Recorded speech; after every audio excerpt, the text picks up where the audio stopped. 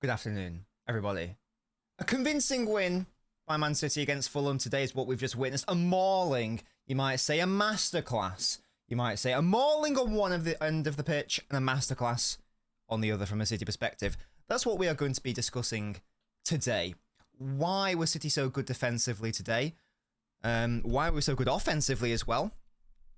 Who are the key players in that respect? Touch on the title race, of course, we have to, because we obviously just have to. That's a thing.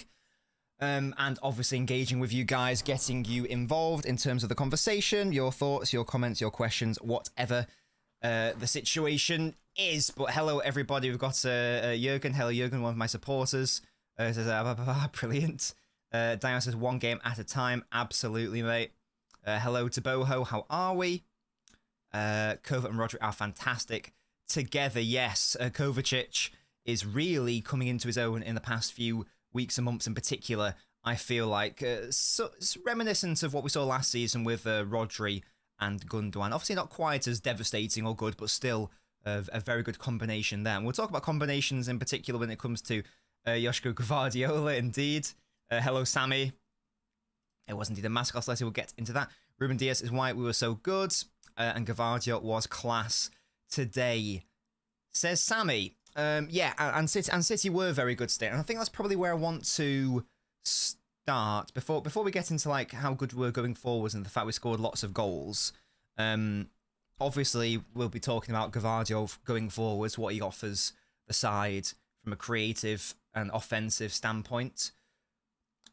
But it's important, I think, that we actually start with the defence, which was not perfect, obviously, but it was pretty as close to being it as you can get across the 90 minutes. Now, outside of like the first sort of like 8 to 10 minutes where we were a little bit sloppy, and mainly in terms of passing out from the back, outside of that, we were like brilliant. Let me just get the stat up. We allowed them one shot. One. Throughout the entire game. That shot apparently had an XG of 0.12. And if you remember that shot, it was the cross by Traore and then the little flick by whoever their striker was. I actually can't remember. But which may have been more of a cross or a touch anyway. That's how good we were today. And for me, the main reason why that was the case was because of Ruben Diaz, who would be my man of the match if Gvardiol hadn't... I can't not give Gvardiol man of the match, I think. He was ridiculous. I feel like he's been out of City's side for a few weeks as well, or certainly a few games as well. So rusty is what you would expect him to be. Far from it. He was so aggressive, organised, strong, assertive, and brave. I can't really think of any error he made. The only one I can sort of think of was... there was a ball in behind from Fulham, and Diaz nearly, well, no, he did. He miscalculated the flight and path of the ball, but then he corrected himself and we got the clearance away. Outside of that, I thought he was essentially faultless. To his leader, Jack, absolutely, yeah. He was faultless today. Now, that's the Ruben Diaz that I know. That's the Ruben Diaz we all know and love.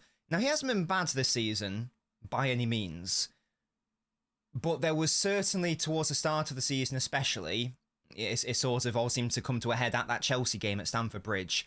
There was a noticeable dip compared to what we have seen from the past 3 seasons. Something was going on. And I don't think it was necessarily to do with a system situation. He was just making weird, silly little errors. There was also a weird system issue, but for Diaz, I don't think that was necessarily that relevant. It was the exact opposite today. Again, assertive. The amount of times where he snuffed out an attack before it came in, in those opening exchanges when we looked nervous, who was it that was settling City down and dealing with those crosses and just getting it behind either from a corner or challenging it and actually ending up being a goal kick? That was Ruben Diaz. He was the one steadying the ship at that moment in time. Their striker, Muniz is he called? Muniz? Has been very good this season in respect of hold-up in particular. That's been like his main strength. Sort of like a Adebayo at Luton as well. You wouldn't be able to tell.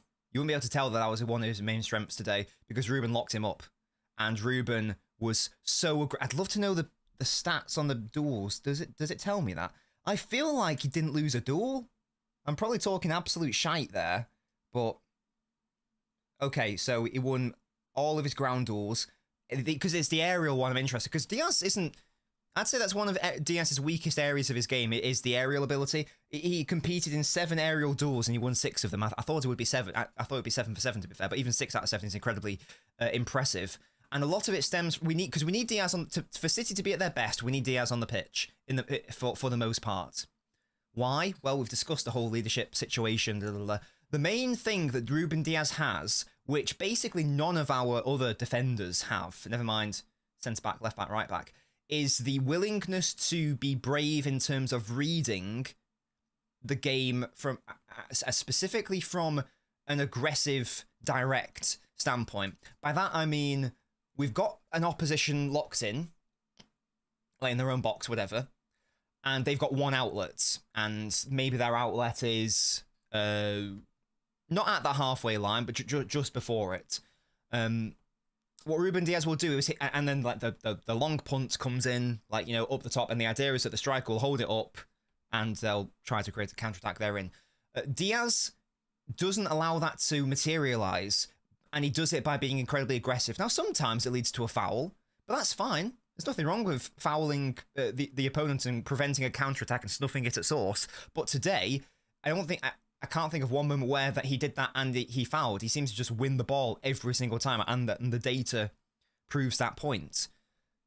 Really, it's really good to see him come into his own towards the business end of the season. We've said it many times on this channel. Ruben Diaz is our best box defender, i.e. he is the best at defending our box. Who did Luton play, Jack? They're winning 1-0. Thank you for that, Jack. If you're on the YouTube, by the way, if you're on the YouTube, please leave a like on the stream, guys.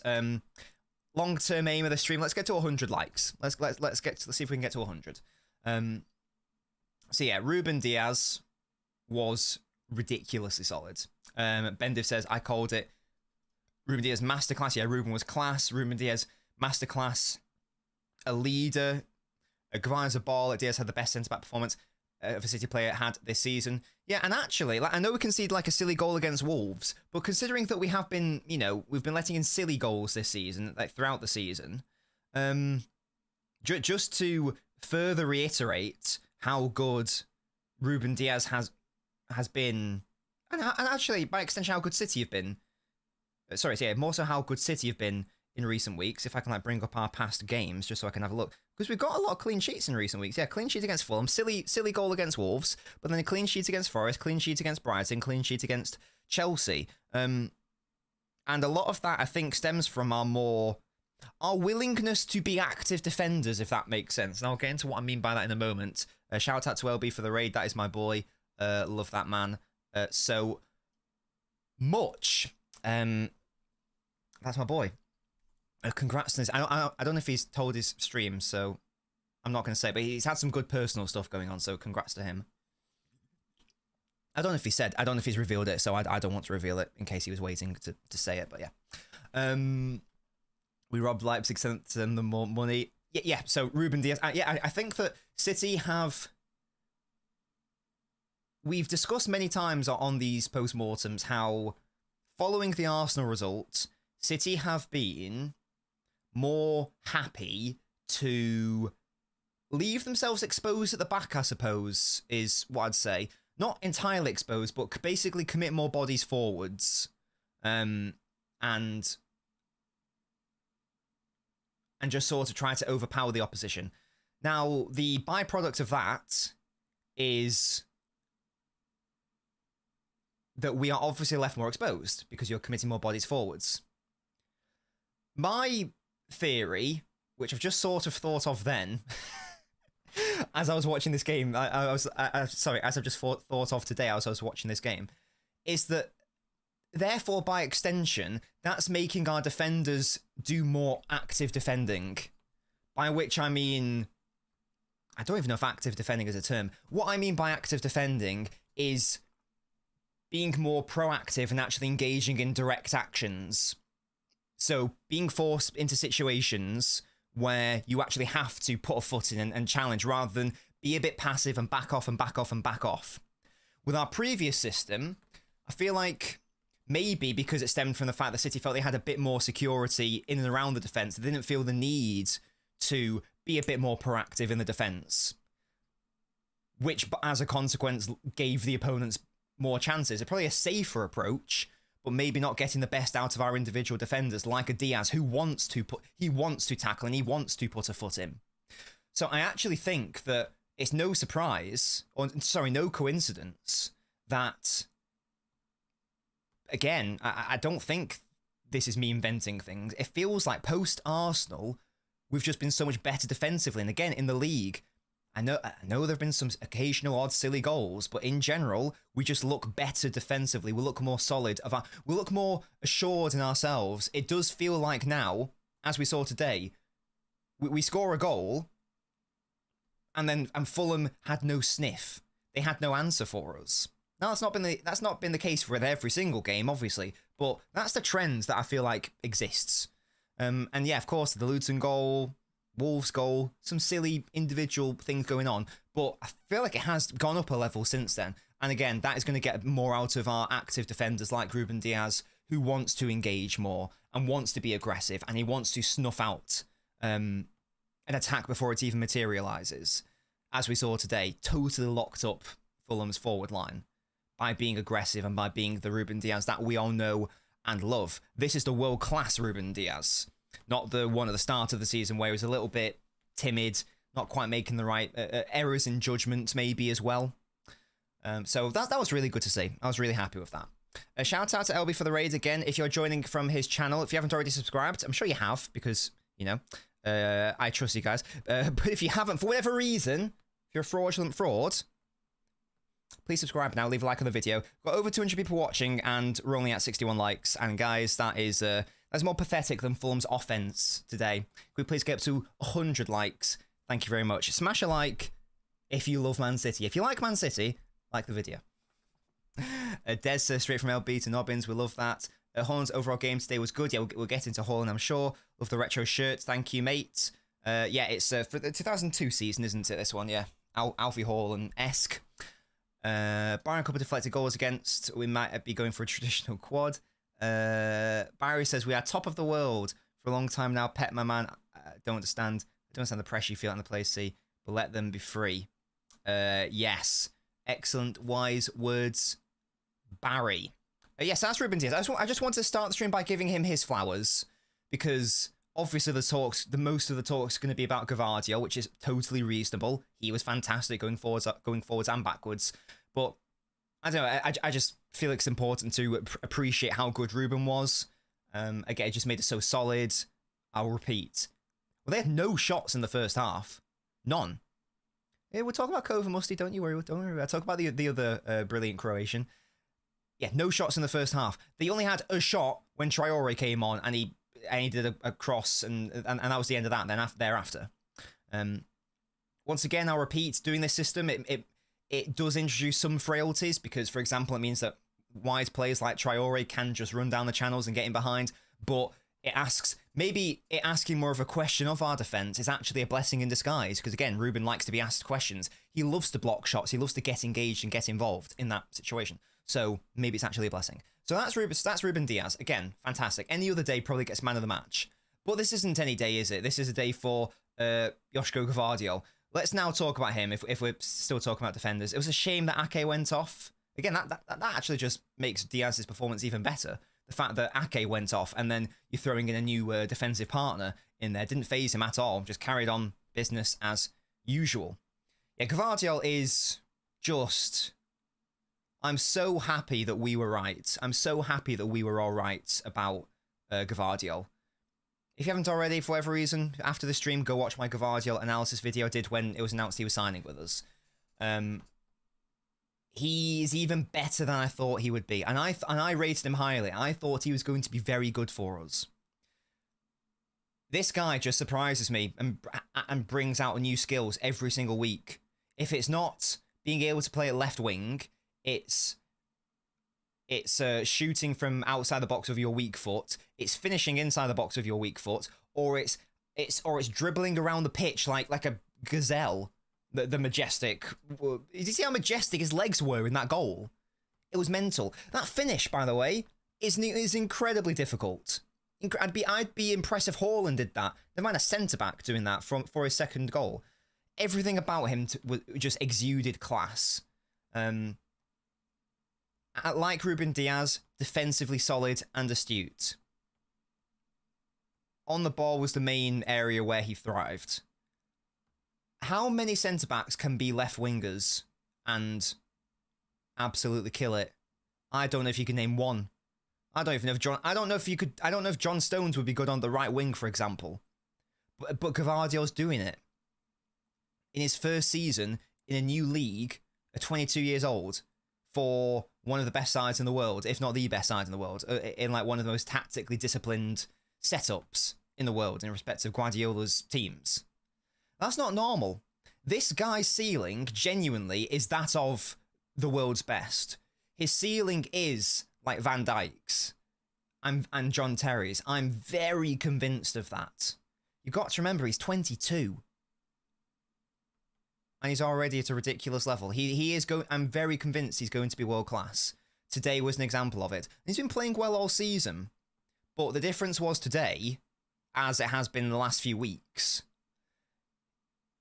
And this is something I'm going to be discussing at greater length in a standalone analysis video. I know I haven't done one for a while. That's my bad. We are going to do one with a focus on the relationship between Gvardiol and Foden.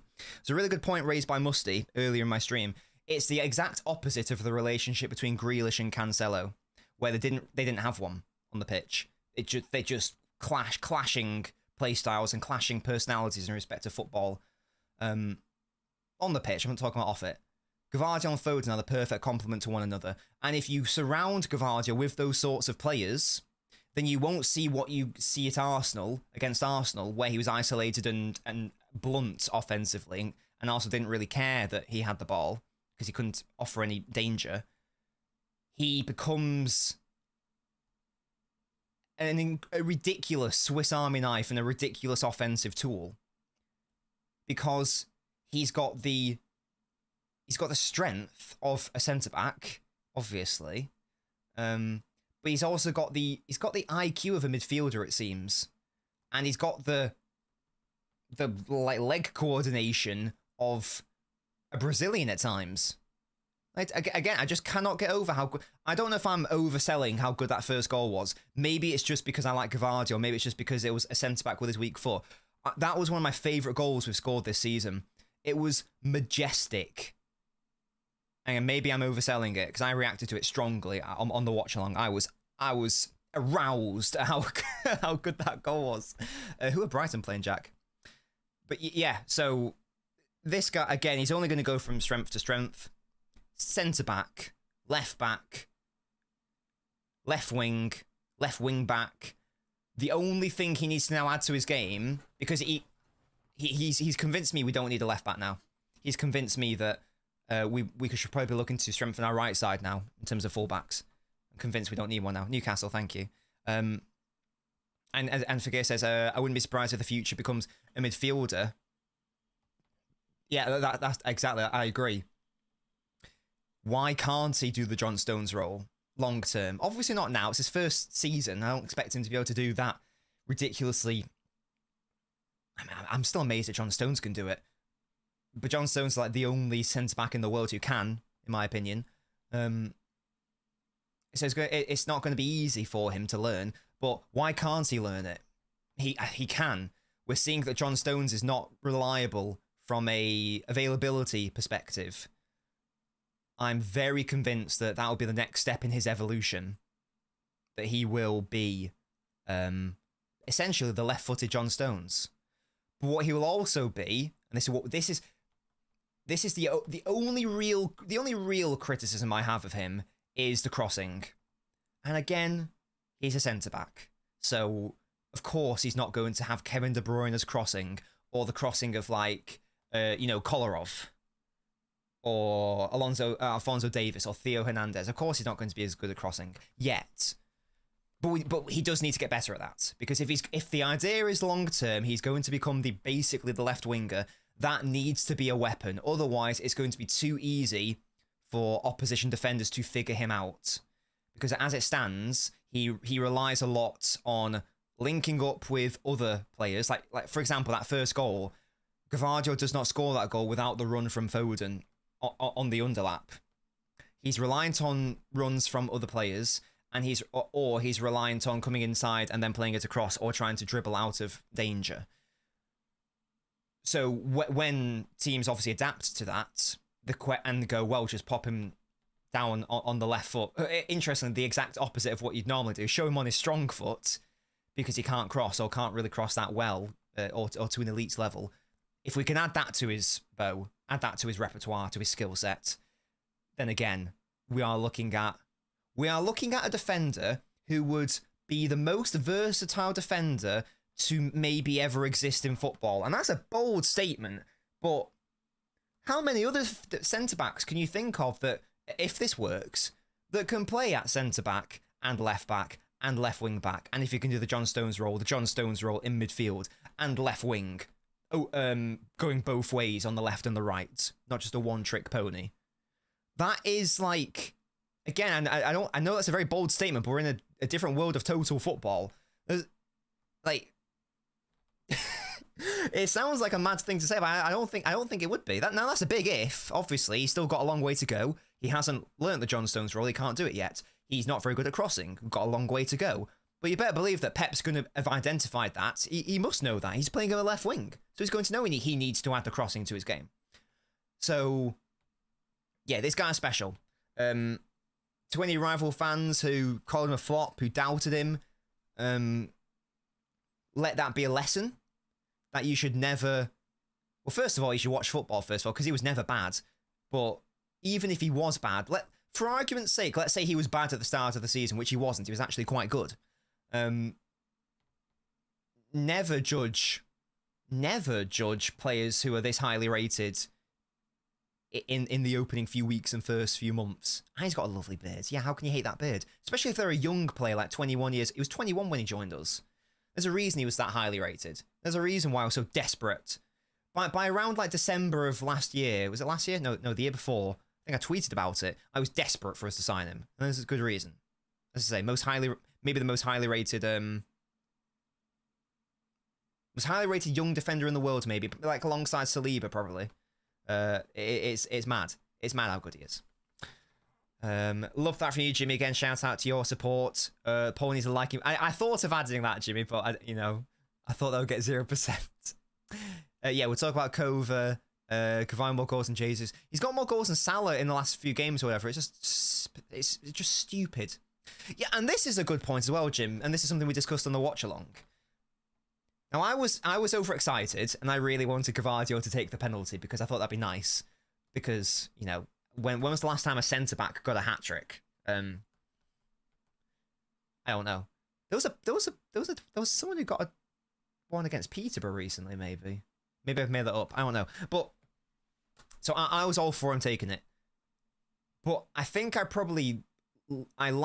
preferred his decision a lot more. Because, I mean, for me, goal difference isn't really relevant. So, that's the thing. And he said that the fact he gave it to Alvarez, it's a two-pronged thing. First of all, Alvarez has struggled this year compared to like last season, for example. Not playing as well. Maybe his confidence is down. So in the first instance, to give it to Alvarez is nice. But then his comments afterwards, when he said, look, I wanted to take it, but I know who the penalty taker is. If he wanted it, one would think he would have been allowed to take it because Alvarez wouldn't have been like, no, I'm going to take it because I'm the taker. So the fact that he was, again, putting the team before him, and it's what I love. Maybe it's one of the things I love so much about this Man City side. For all the star signings and all the star players and the money spent and the thing I'm maybe most proud of is that these players care about one another and that the thing they care most about is the team and the end results. And I'm sure like most teams are like that, but I don't know how many truly elite teams are like that when you've got however many star players on the team where you could have that sort of ego. I just love the togetherness is what I'm trying to say. I'm not saying it's a unique thing. I'm just saying that it is a thing. So I just really liked that. I thought it was a nice touch of class. The exact opposite of what we've seen at Chelsea in recent weeks, I guess. Like, they're trying to steal it off Palmer, like trying to stat pad. Really weird. So yeah, Gvardiol, I'm running out of like praise and superlatives, but the next video is going to be a focus on Gvardiol on the YouTube channel. So click that notification bell so you stay updated. I'll try to get that uploaded this weekend, probably tomorrow. Mance's game plan is good when the weather is warm. They struggle in the heat, brilliant. I agree, hello there. I agree, Akanji's been our best defender, 100%. Diaz was amazing. I agree, hello, gent. Is that true? He used to be a striker. Oh, sick, I didn't know that. I agree, Top. He's going to get that John Stones role. Love that from you, the football guy. You like it for Gvardiol, brilliant. Pep creating a system where players from back to front can play at least 3 roles is insane. It's that total football thing, Barter. It's all about Cruyff's philosophy. And I think there was someone before Cruyff who thought about it, but total football is Pep Guardiola. Let's be honest. No, Cruyff like did his thing with it, and obviously came before Pep, but no one's done it to the same level of Guardiola. It's not just about the idea; it's also about the execution. You thought of the idea great, but you could have executed it better. No one has executed at the same level as Pep. Hello, Alf. Holland was disappointed again, missed a sitter. I agree, yeah, that should have been a goal. But I was happy with his overall play. I thought that his link-up was good, hold-up good. I totally agree, though. Should have scored that 1v1. Yeah, Bernardo, great. We'll get on to Bernardo. Yeah, I thought it was really good there. What can't Gvardiol do? Nothing. Yeah, there's the lovely beard.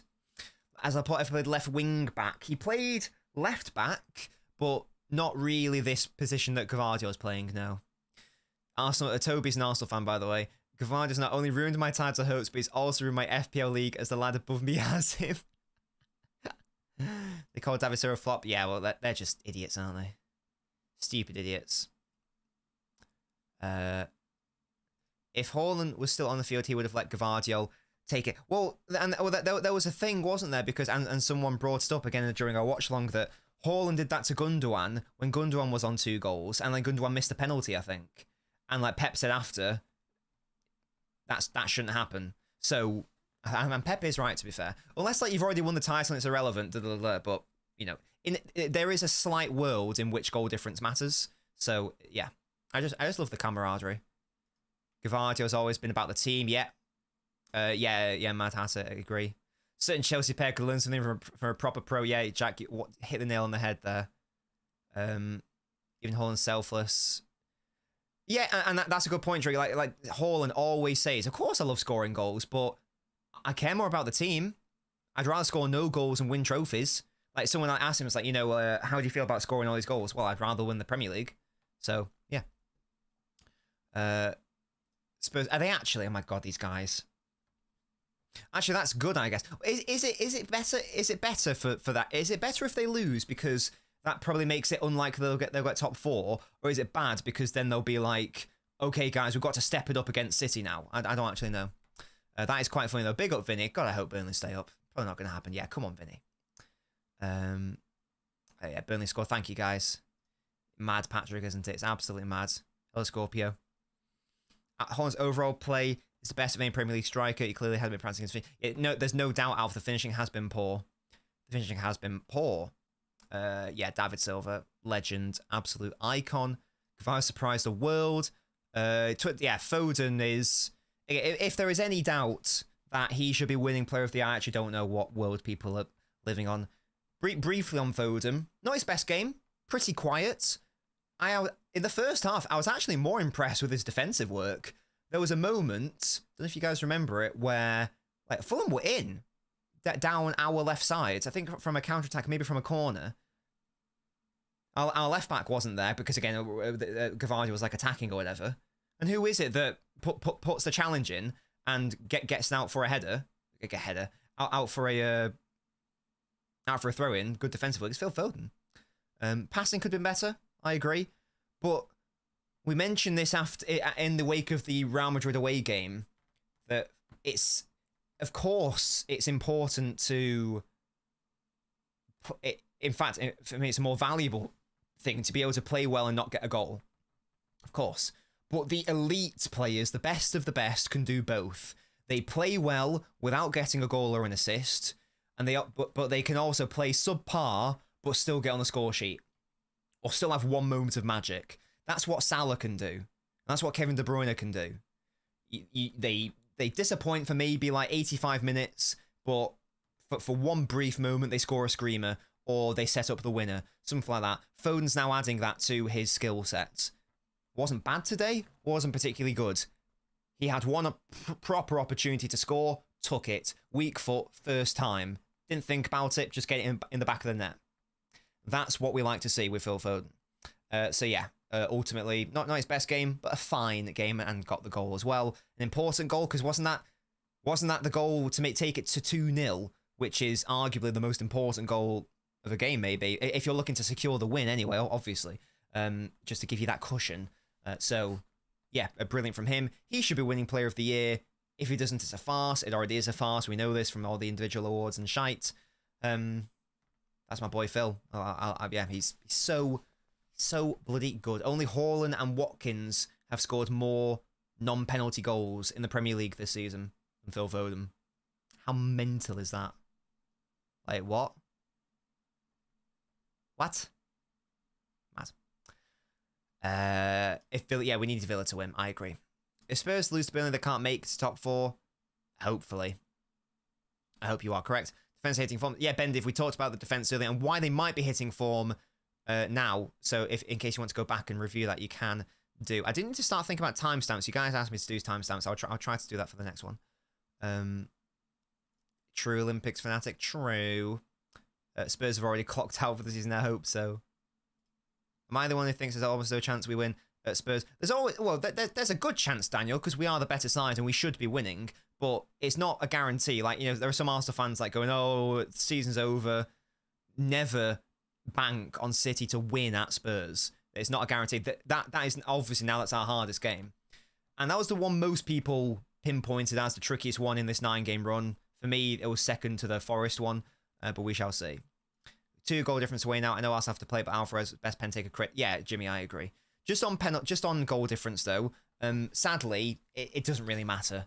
The only way goal difference becomes relevant is if we draw one of our 2 games. So let's, for argument's sake, say we draw against Spurs. Now goal difference comes into play, and it also only comes into play if Arsenal win both of their games.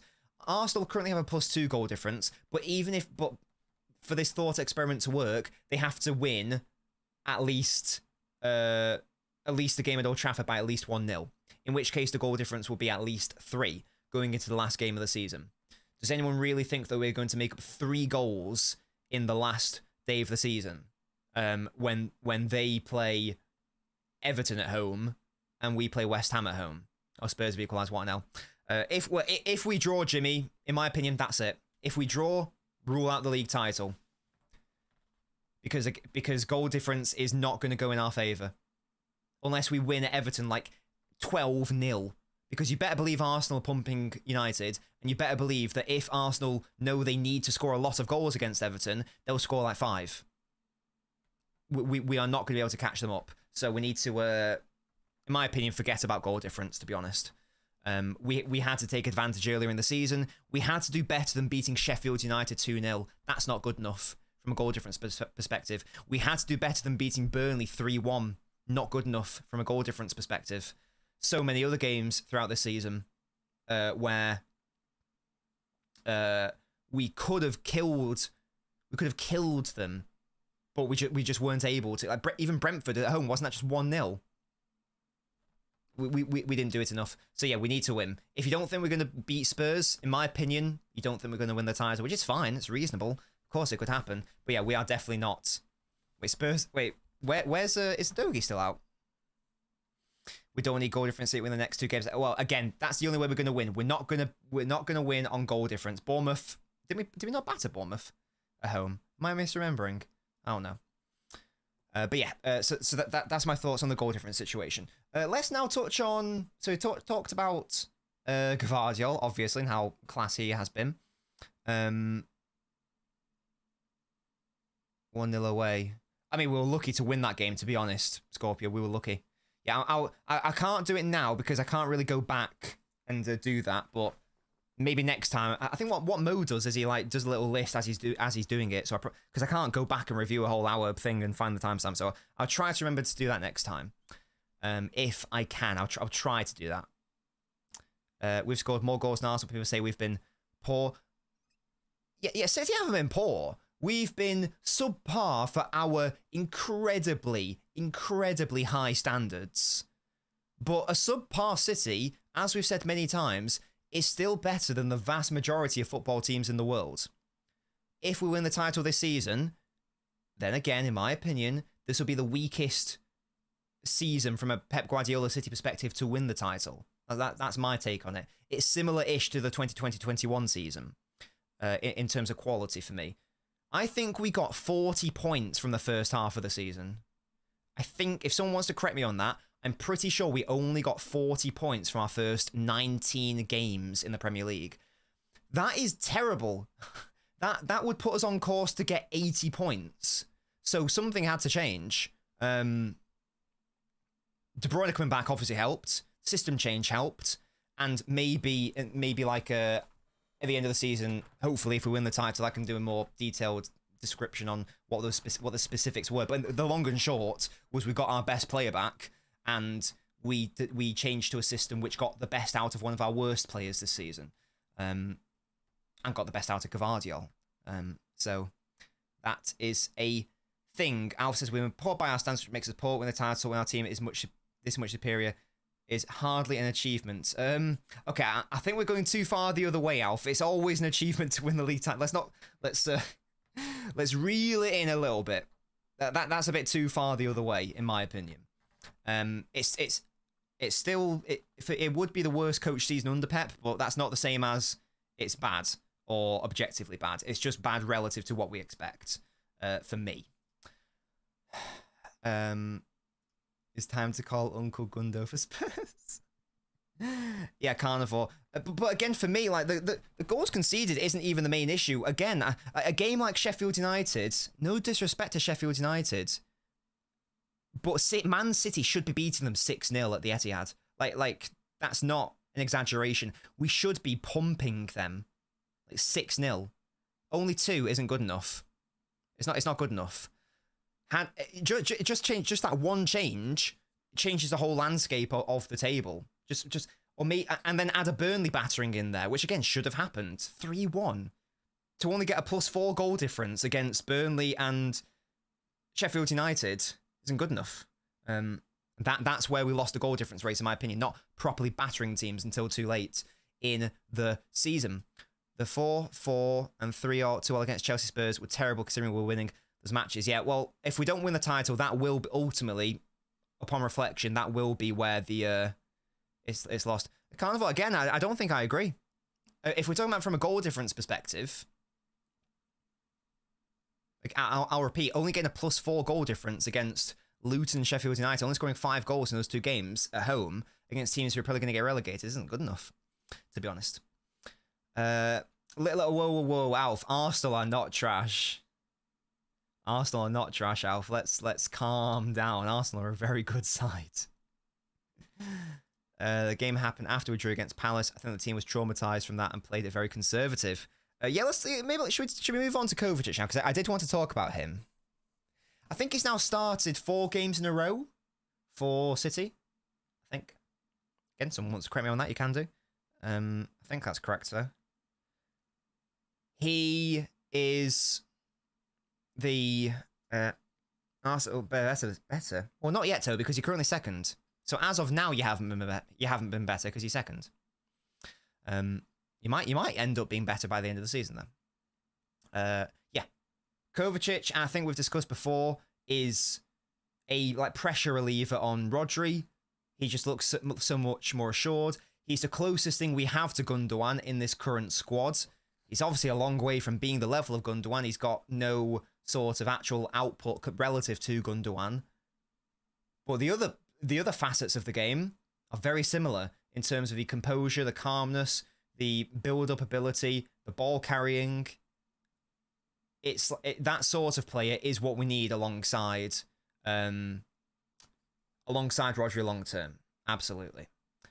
So I've been really happy with his performances in recent weeks. I've been happy with him all season. The only games he's been bad have been where Rodri's not featured. Outside of that, he's had a very, very, very, very strong season. There was one moment in particular which I was impressed with. I think it was just before the second or third goal. The leap he got, there was this defensive header. I think we just had a corner and there was a counter-attack on, and he was able to somehow jump and he ends up falling over on his booty. I just love that desire. I thought it was really impressive, and I've been very happy with Kovacic. There's a reason why I was crying out for him to start at Anfield, for example. You can't change history. Who knows what would have happened? I'm convinced that we certainly would have at least played better had Kovacic started at Anfield in those games where we needed that sort of control-based player, but we didn't have that. But that is what we have had for the past few weeks, and again, a lot of that stems from Kovacic. Doesn't change my mind in terms of the long term. Don't know what future he has here long term. Maybe he'll leave in the summer. I don't know. But in terms of a stopgap, it's pretty good. He's obviously not an out-and-out Gundogan replacement, but as a stopgap, it is very, very good. Remember the deflections we conceded from Diaz? Those cost us. And they were annoying as well, because it wasn't even Diaz's fault. Yeah, Kovacic was I thought it was very good. We are full of it. Pressure all on Arsenal, says IFL. Tomorrow's game should be fun to watch. If it was United with even a modicum of being at full strength, then I'd be interested. I'd go, maybe United can get a cheeky 0-0, a cheeky 1-1. But nah. Dave Bones, thank you so much, mate, for the super chat. Incredibly generous of you. Enjoying the channel, keep up the great work. Thank you so much, Dave. That really support like yours really means the world. Incredibly generous. I like your profile picture as well, by the way. Yeah, thank you so much, mate. Genuinely, that means everything to me. Love to have you on the channel. Love to have you here. Do you prefer Ortega Edison for me all day, every day? Will Rico continue to play right back or stay in the midfield? I can't see him being a right back physically. I can't see it. Personally. It's a Ambino Ultra for 2 months. Thank you so much, Jimmy, for renewing your membership. Thank you so much. Yes, if you are new, make sure to subscribe. If you're watching, if you have thumbs or fingers, please leave a like on the video. We're at 150 likes, which is very, very lovely. But let's push up to 175 now, because there's still over 200 people watching me talk about football in the sweaty room in Manchester. So get it up here, yeah? Up the knobs and get it up here. We're all knobs here, by the way. You don't always have to be the best team to win the league. You don't always have to be the best team to win the league.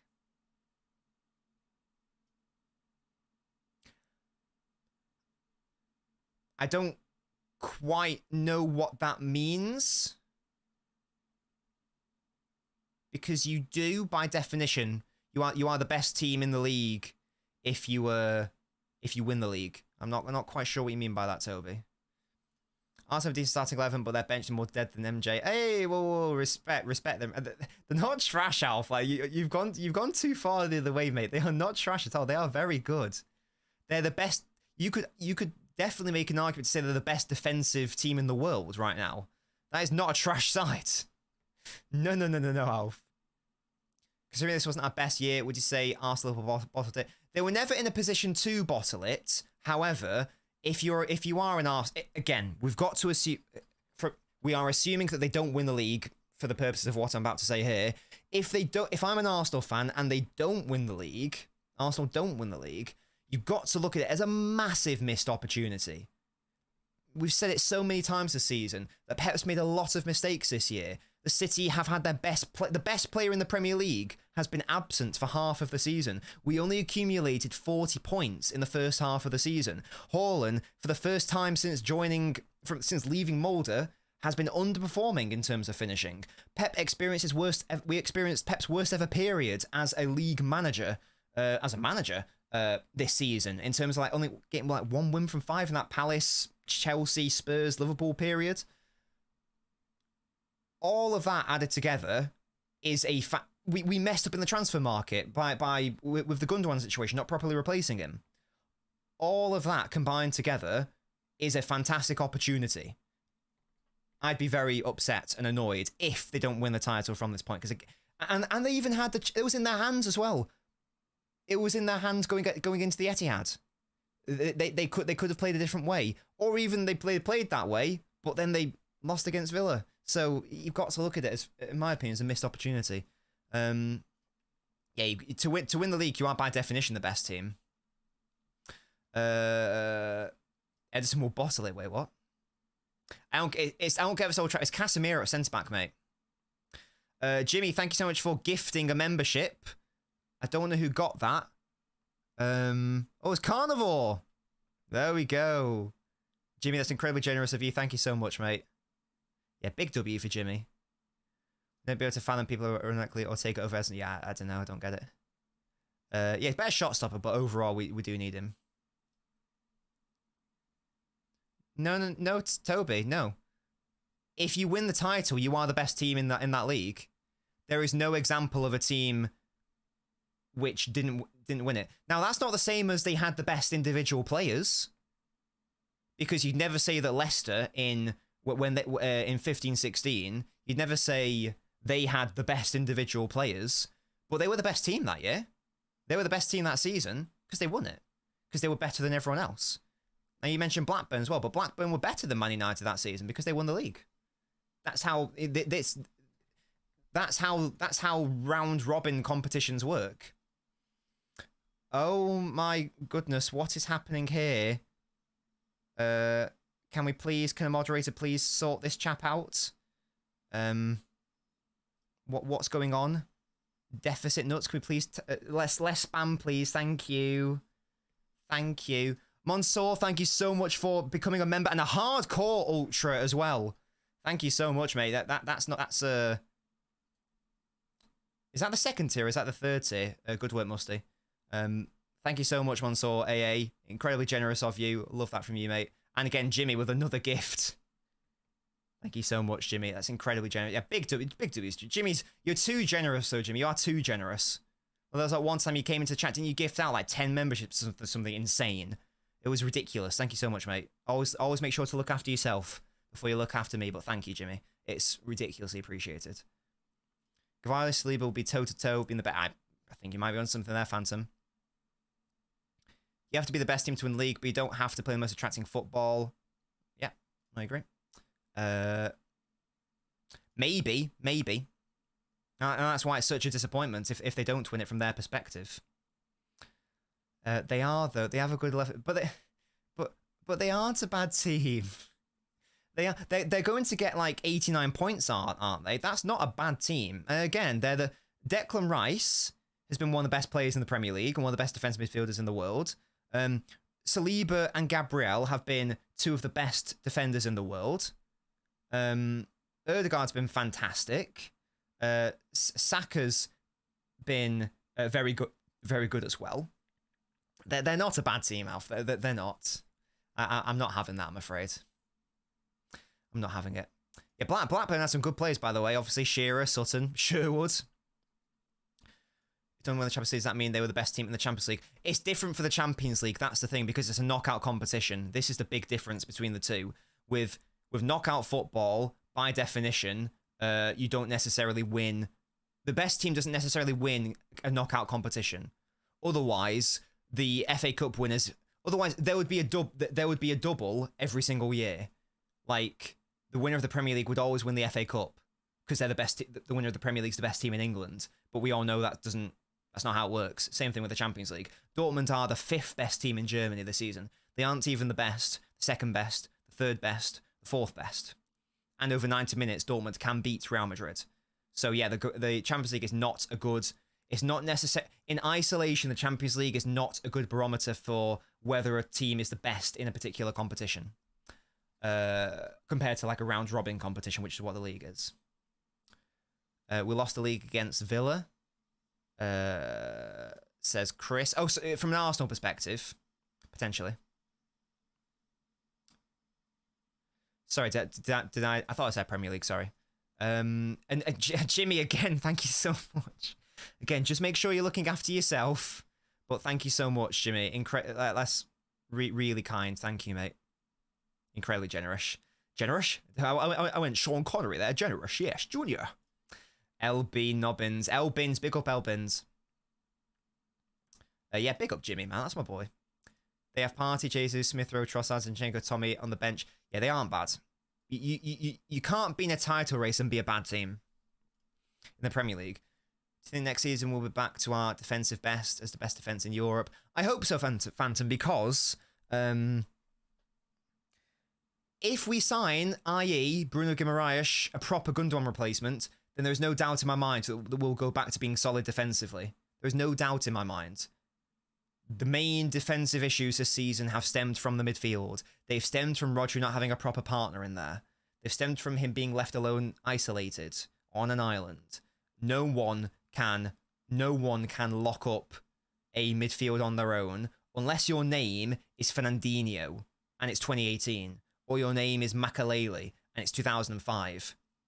That mold of defensive midfielder doesn't really exist anymore. I don't think there's any defensive midfielder in the world right now who can do what Fernandinho did and do what Makalele did in respect of being the pure, the true lone six with and without the ball. I don't think there's anyone who can do it. Rodri can't do it. Rice can't do it. Not even Busquets could do it. Not his game, to be fair. That's not what Busquets was. Busquets often had Xavi next to him. Rodri can't do it. He needs someone next to him. Pauline, hello, Sam. You're such a fraud. Jimmy, I don't deserve it, but thank you so much. Again, it means the world. It means the world. Do we need Kimmich? Unrelated, but do you guys see the cooking? The Vinicius delivered to him. I messaged LB because he's a massive Kimmich proponent. I was like, mate, your boy's getting cooked, man. He's getting roasted. He got stepped on. Oh, dear. Casemiro in his prime, to be fair. Maybe. But even then, like, Cruz would often help and support him. He was nowhere near as isolated as what Fernandinho was, or Makalele. Fernandinho was more isolated than Makalele. Well, Fernandinho's a better player than Makalele, makes sense. So yeah. We've somehow diverted to a tangent about defensive midfielders, which is fine, I suppose. But was there anything else we wanted to discuss in respect of the actual game? We've talked about Diaz, defensive masterclass, obviously. Cavazio, enough said. Kovacic, we've given him his flowers. Rodri's, outside of that sort of like 2-3 game period where he was like clearly,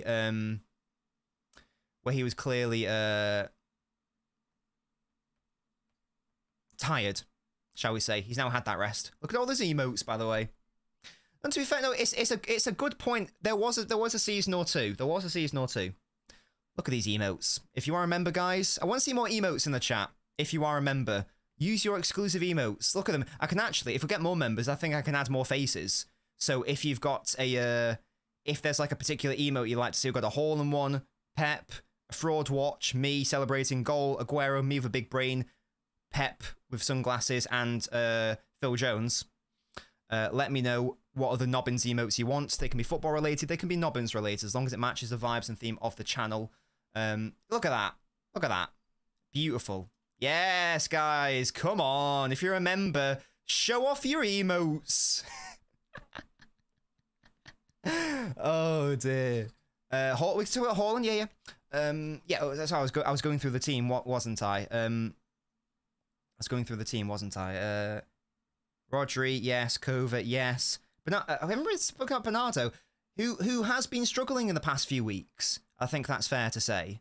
Not anymore.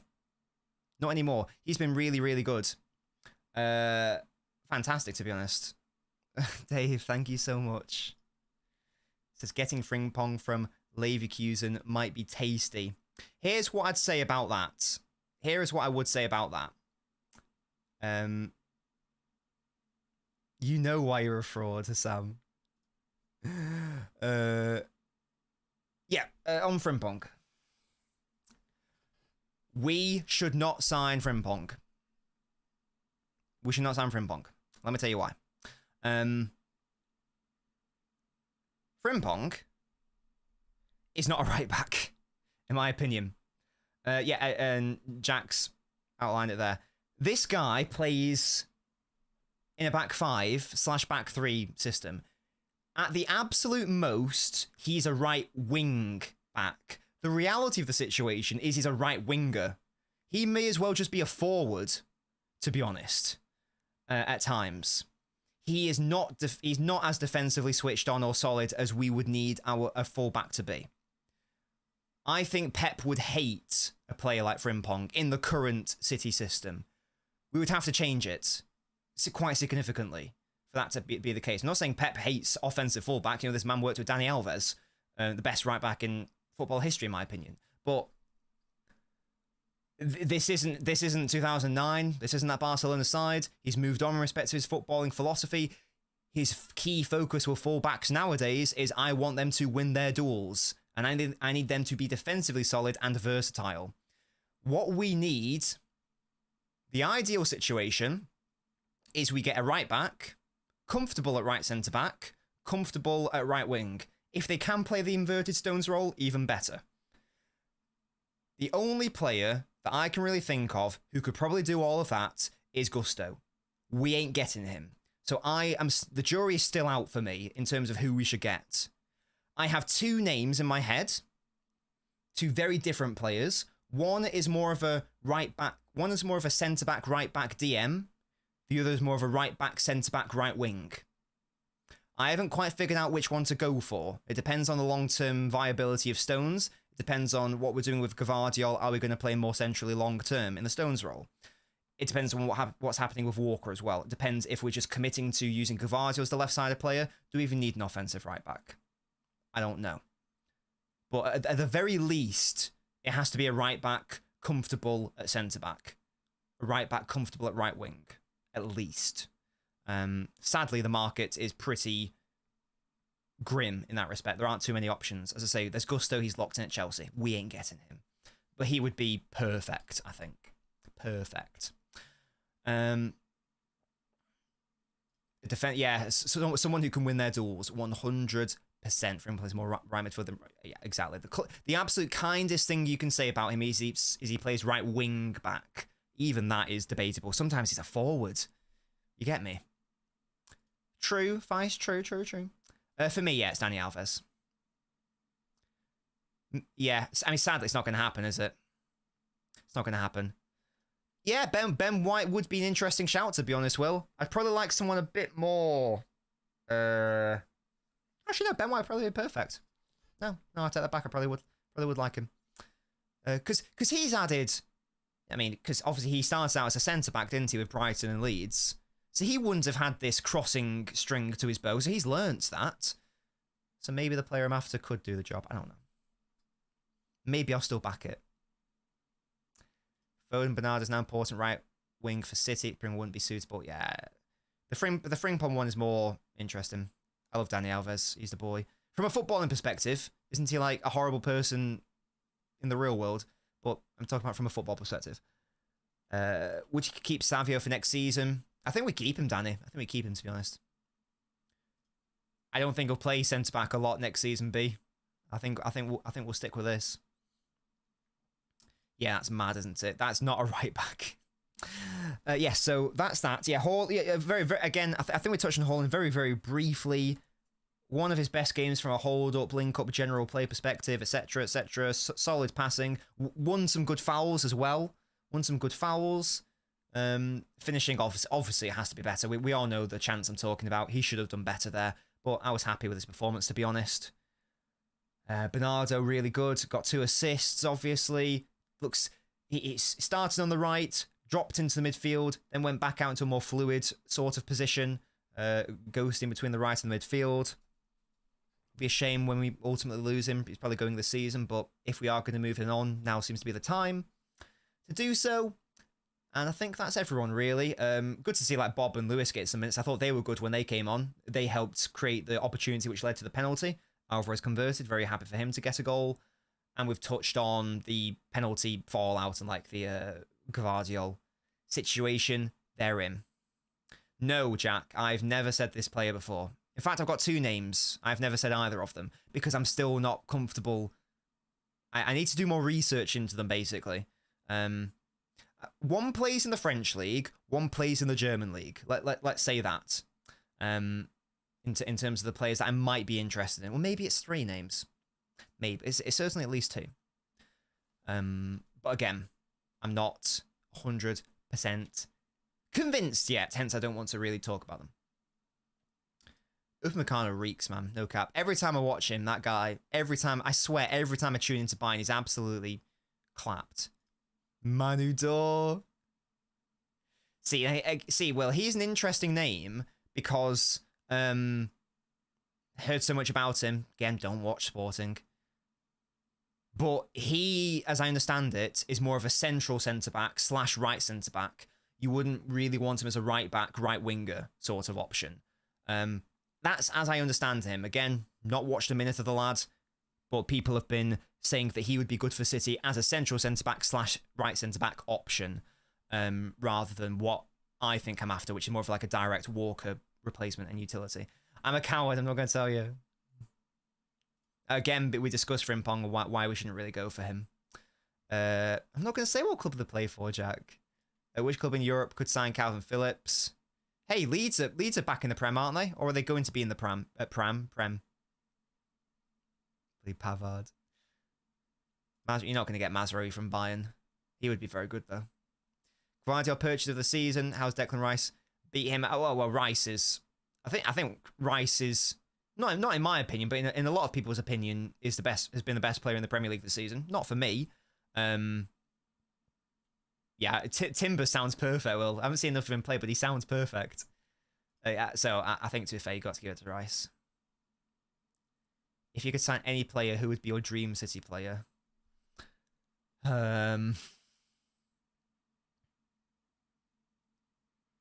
Dream. I actually don't know. It actually might be one of Bruno or Paquetá, and that sounds like a boring answer, but I'm just thinking about what we need. Actually, no. No, I've got the answer. Gundogan. That would be my dream signing. Gundogan.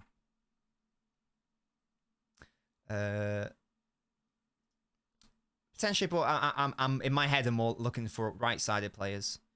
I agree. I don't really know why we're linked with them.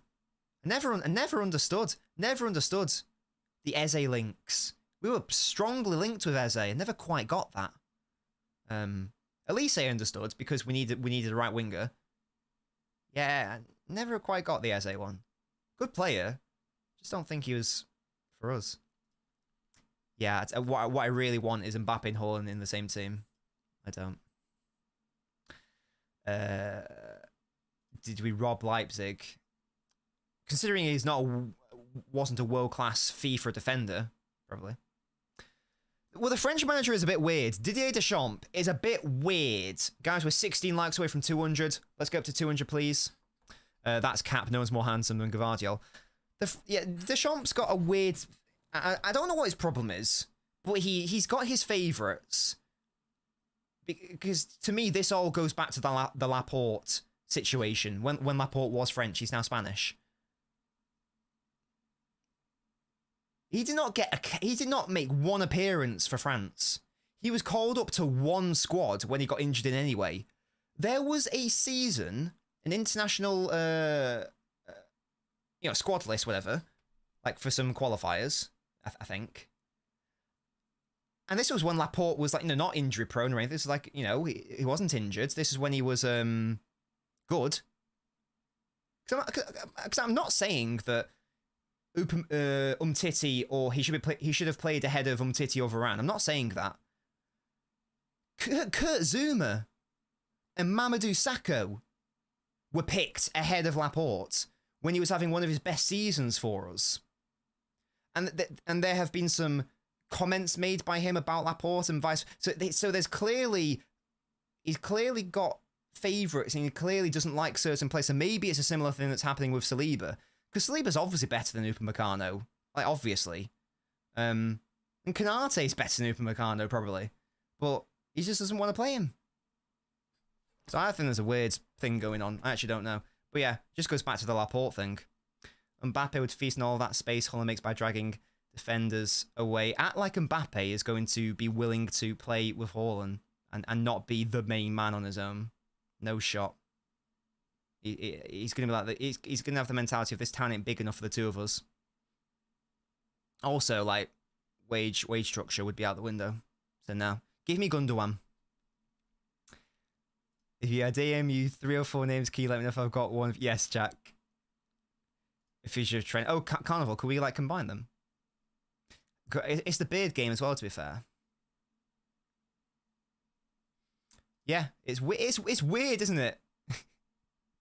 It's weird. I mean, that's how talented France are, to be fair, but he can pick and choose. Deschamps a bit Southgatey. Hakimi, nah. God no. God no. Nah. Definitely not. Right, what's Jack DM'd me? Oh, he hasn't, Fez. Being better at club football does not mean good at national team level. But has Saliba even had a chance? Surely, like, you got to work him into the side. It's Saliba.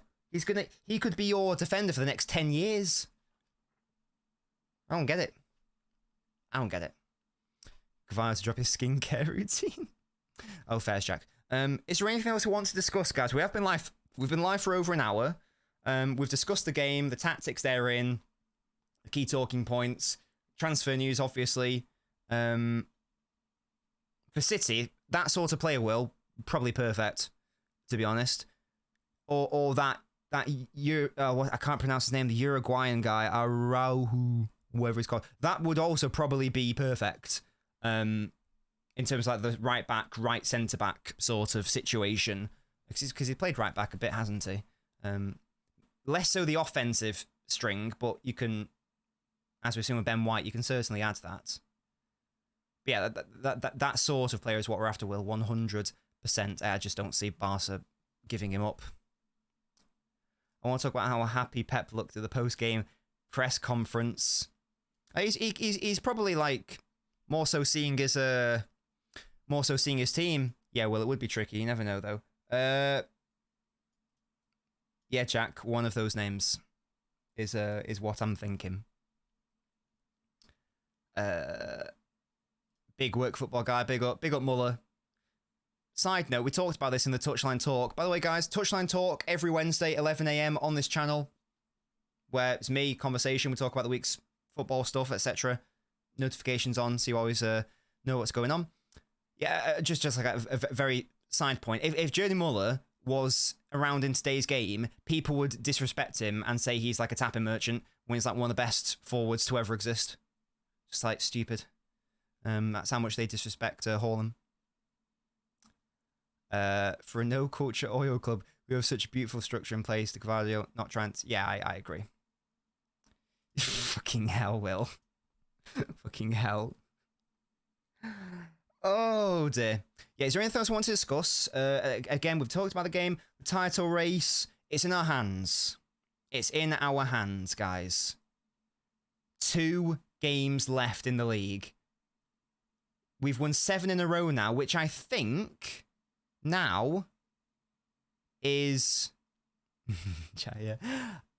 I think is the most amount of games that City have won in a row.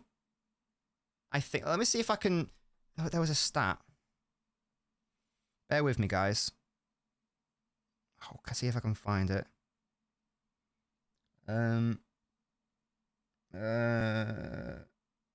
Would it? How do I search on Twitter? If I search someone and they've retweeted something, would it come up if I search for it, or is it only like the streaks? Streaks? No, I'm after the streaks. No, I don't think I can find it. I don't think I can find it. Yeah, this is the.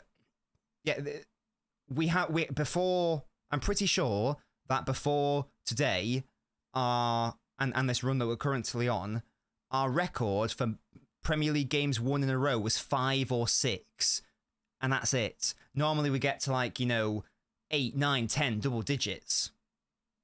So now it's only we've only just got to 7. Let me just check. Let me see if I can really quickly have a look. See, so fixtures. How many games in a row have City won in the Premier League? start from the start. So 1, 2, 3. Drew against the 1-1. What? That's at home. I need to go further back. I'm such an idiot. That's that. That's the start of the season. There we go. So 1, 2, 3, 4, 5, 6. Lose against Wolves. I think that is our biggest run. 6. Let's just double check though. 1, 2, 3, and then draw. So 3 wins there. 1 draw. 1, 2, 3, 4, 5, 6 draw against Chelsea. 1, 2, 3 draw against Liverpool. Draw against Arsenal. So yeah, so the run we're on right now is the best we've had all season. Before it was 6 in a row. With today's win, it's now 7, isn't it? Because we had Villa, Palace, Luton, Brighton, Forest, Wolves. Yeah, 7 in a row. So we've not put a good stretch of results together throughout the entirety of the season. So we've obviously, as City tend to do, we've hit form at the end of the season. So if we can win 9 in a row, obviously, it's something we haven't been able to do all season. But what we've already done is something we haven't done all season.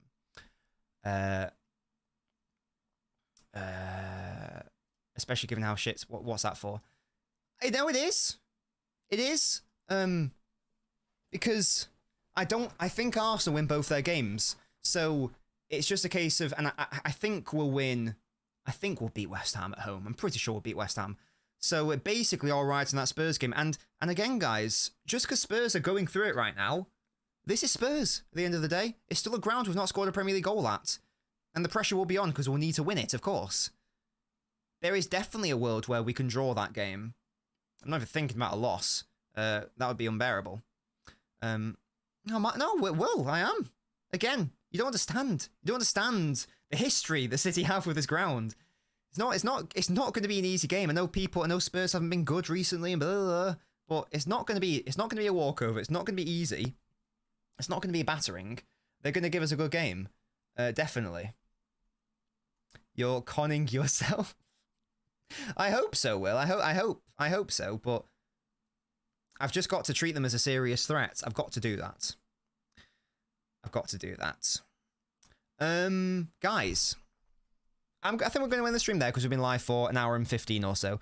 Thank you so much for joining me today. We just missed out on 200 likes, but we will get 200 back on the replay. So that's fine, around 190, which is really good to see. Thank you so much for joining me, guys, and thank you for all those lovely, lovely likes. If you're watching on the replay, please leave a like. Let's get us up to like 200. So we do that. I'll be back tomorrow, actually, for United Arsenal.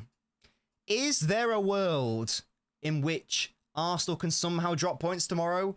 Almost definitely not. But where there's a will, there's a way. And where there's a chance, there's a dance. I don't know what that means. If it was banned to be a City fan, probably another team in like Greater Manchester. I don't know. Not United though, obviously. Yeah, we're back tomorrow for Arsenal. Man United, Arsenel. If Arsenal drop points, then it's a wrap. You'd think, because then we can afford to draw against Spurs and then win against West Ham. So must win for them. The pressure's on. Can United do something? Maybe. We'll find out tomorrow. Thank you for watching, guys. I'm going to go try and work on my Gvardiol. I will be doing an analysis video. Sorry it's been so long. I'll be focusing on Gvardiol and the relationship with Foden, etc. compared to etc. etc. I'm going to go watch Eurovision tonight as well. So enjoy that. Big up to you, Tone. Good to see you, mate. See you tomorrow, guys. Arsenal United. Goodbye.